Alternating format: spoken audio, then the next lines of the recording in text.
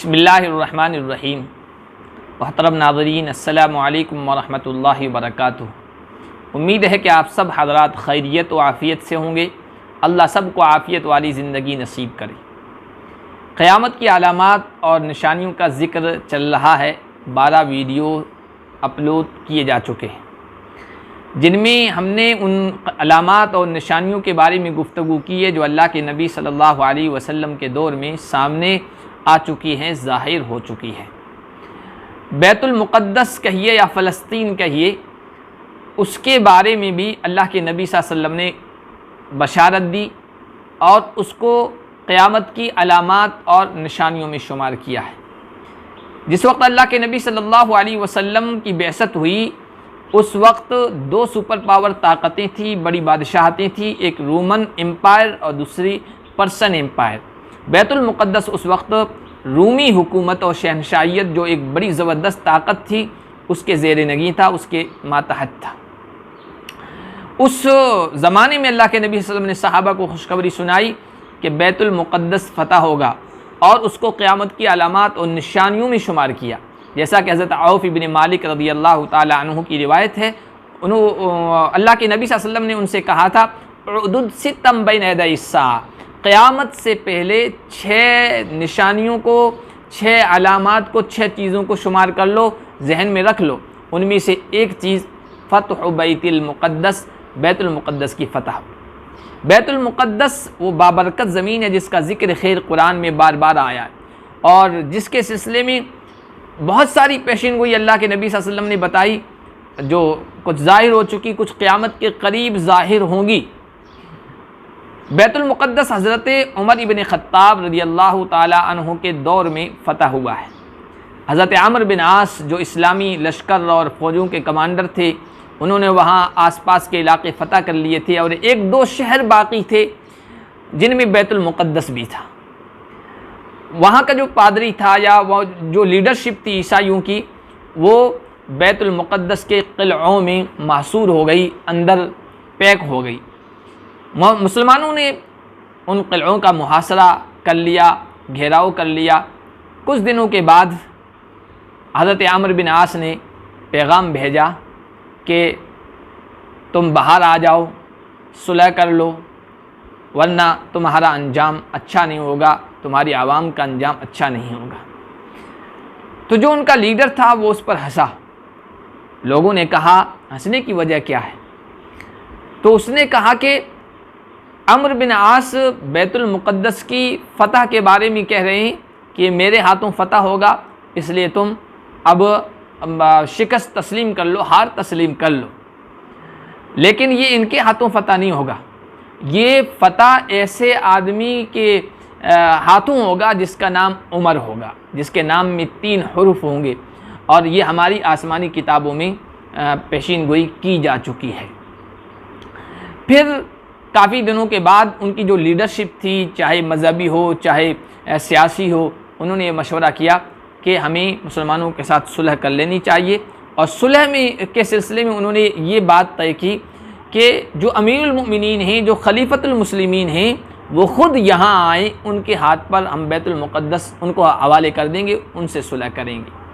हज़रत अम्र बिन आस ने पैगाम भेजा और पैगाम भेजने के बाद हज़रत उमर इब्न ख़त्ताब ने मशवरा लिया। तो बहुत सारे सहाबा ने मशवरा दिया कि अब रूमियों की कमर टूट चुकी है, ताकत ख़त्म हो चुकी है, उनके मुतालबात वग़ैरह मानना नहीं चाहिए। लेकिन हज़रत अली रज़ियल्लाहु ताला अन्हु ने कहा, जब वो कह रहे हैं तो चले जाना चाहिए आपको वहाँ। चुनांचे हज़रत उमर इब्न ख़त्ताब रज़ियल्लाहु ताला अन्हु मदीना से रवाना हुए हैं और अपने एक ग़ुलाम को साथ में लिया है। एक ऊँट की सवारी है। तो ग़ुलाम से कहा, ये मत समझना कि मैं ही सवार हूँगा और तुम नकील पकड़ कर आगे आगे चलोगे, बल्कि हम बारी बारी इस पर सवारी करेंगे। चुनांचे कुछ मसाफ़त हज़रत उमर इब्न ख़त्ताब रज़ियल्लाहु अन्हु सवार होते, ग़ुलाम नकील पकड़ता, आगे आगे चलता, फिर ग़ुलाम सवार होता, अमीरुल मोमिनीन ऊँट की नकील पकड़ कर आगे आगे चलते। जब बैतुल मुक़द्दस का वो इलाका आया तो वहाँ पर उन ईसाइयों ने देखा, उन्होंने सोचा था, उन्होंने तो ये तसव्वुर किया था, उनके जहन में ये बात थी कि रोमन एम्पायर और पर्शियन एम्पायर 2 बड़ी ताकतों का तख्त व ताराज कर दिया, उनको शिकस्त दे दी। कितना शान व शौकत वाला आदमी होगा, हटो बचो करने वाले होंगे, लाओ लश्कर होंगे, आगे पीछे अफराद होंगे, बड़े तमतराक के साथ मुसलमानों के अमीरुल मोमिनीन आएंगे।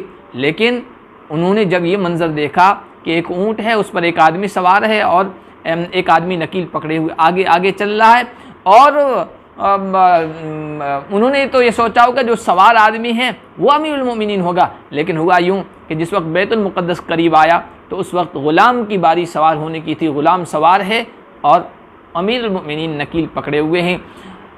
गर्द गुबार चेहरे पर और बालों पर है, बाल बिखरे हुए हैं, कपड़े बिल्कुल पुराने से जिस पर पैबंद लगे हुए हैं, कुछ पैबंद चमड़े के थे, तकरीबन 13-14 पैबंद लगे हुए हैं।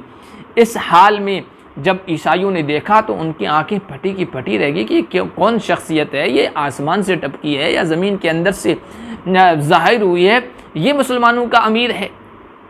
बहरहाल हज़रत उमर इब्न ख़त्ताब रज़ियल्लाहु ताला अन्हु के हाथों उन्होंने सुलह की, बैतुल मुक़द्दस की चाबियाँ मुसलमानों के हवाले की और उस मौके पर मुआहदा किया। वो मुआहदा किताबों में मौजूद है और उसमें ये मुआहदा मौजूद था। उस मुआहदे की एक शिक़ थी, एक हिस्सा था कि ईसाइयों ने यह भी कहा था कि यहाँ यहूदियों को न रहने दिया जाए।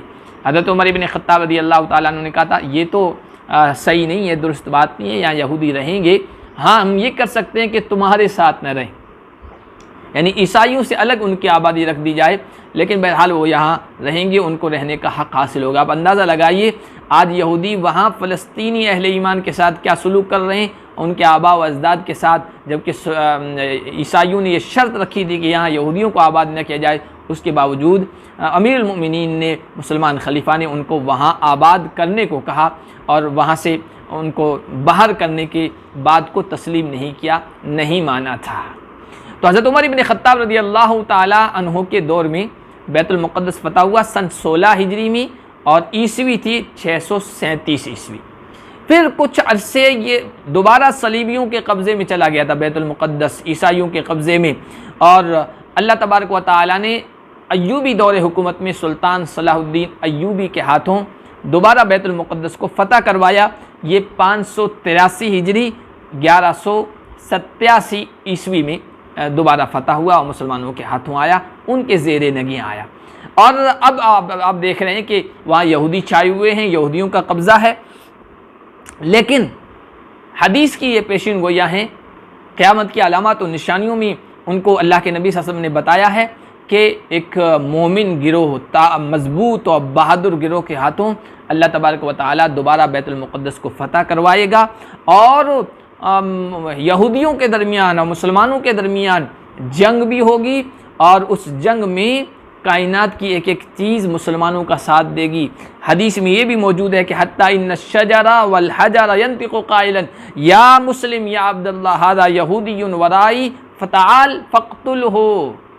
शजर व हजर, दरख्त और पत्थर जिसके पीछे यहूदी छुपने की कोशिश करेगा, वो भी पुकार उठेंगे, मुसलमान को आवाज़ देंगे, ए अल्लाह के बंदे मुसलमान आ, मेरी ओट में मेरे पीछे ये यहूदी छुपा हुआ है, इसको कत्ल कर। इंशाअल्लाह ये पेशिन गोई भी सामने आएगी और बैतुल मुक़द्दस फ़तह होगा।